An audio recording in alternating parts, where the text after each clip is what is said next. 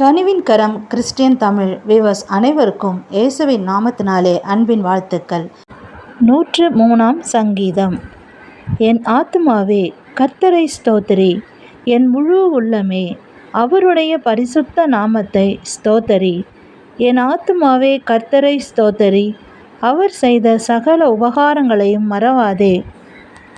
அவர் உன் அக்கிரமங்களையெல்லாம் மன்னித்து உன் நோய்களையெல்லாம் குணமாக்கி உன் பிராணனை அழிவுக்கு விலக்கி மீட்டு உன்னை கிருபையினாலும் இரக்கங்களினாலும் முடிசூட்டி நன்மையினால் உன் வாயை திருப்தியாக்குகிறார். கழுகுக்கு சமானமாய் உன் வயது திரும்ப வாழ வயது போலாகிறது. ஒடுக்கப்படுகிற யாவருக்கும் கர்த்தர் நீதியையும் நியாயத்தையும் செய்கிறார். அவர் தமது வழிகளை மோசேக்கும் தமது கிரியைகளை இஸ்ரவேல் புத்திரருக்கும் தெரிய பண்ணினார். கர்த்தர் உருக்கமும் இரக்கமும் நீடிய சாந்தமும் மிகுந்த கிருபையும் உள்ளவர். அவர் எப்பொழுதும் கடிந்து கொள்ளார், என்றென்றைக்கும் கோபம் கொண்டிரார். அவர் நம்முடைய பாவங்களுக்கு தக்கதாக நமக்கு செய்யாமலும் நம்முடைய அக்கிரமங்களுக்கு தக்கதாக நமக்கு சரி கட்டாமலும் இருக்கிறார். பூமிக்கு வானம் எவ்வளவு உயரமாய் இருக்கிறதோ அவருக்கு பயப்படுகிறவர்கள் மேல் அவருடைய கிருபையும் அவ்வளவு பெரிதாய் இருக்கிறது.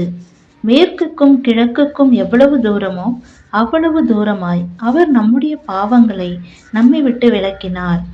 தகப்பன் தன் பிள்ளைகளுக்கு இறங்குகிறது போல கர்த்தர் தமக்கு பயந்தவர்களுக்கு இறங்குகிறார். நம்முடைய உருவம் இன்னதென்று அவர் அறிவார். நாம் மண் என்று நினைவு கூறுகிறார். மனுஷனுடைய நாட்கள் புல்லுக்கு ஒப்பாய் இருக்கிறது. வெளியின் புஷ்பத்தை போல் பூக்கிறான். காற்று அதன் மேல் வீசின உடனே அது இல்லாமல் போயிற்று. அது இருந்த இடமும் இனி அதை அறியாது.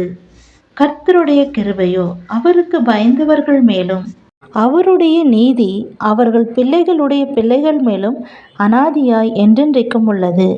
அவருடைய உடன்படிக்கையை கைக்கொண்டு அவருடைய கட்டளைகளின்படி செய்ய நினைக்கிறவர்கள் மேலேயே உள்ளது.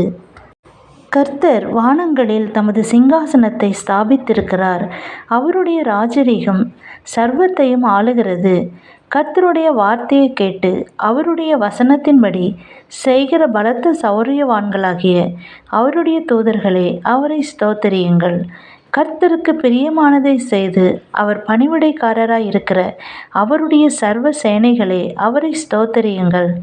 கர்த்தர் ஆளுகிற எவ்விடங்களிலும் உள்ள அவருடைய சகல கிரியைகளே, அவரை ஸ்தோத்திரியுங்கள். என் ஆத்துமாவே கர்த்தரை ஸ்தோத்திரி. ஆமேன், ஆமேன். God bless you.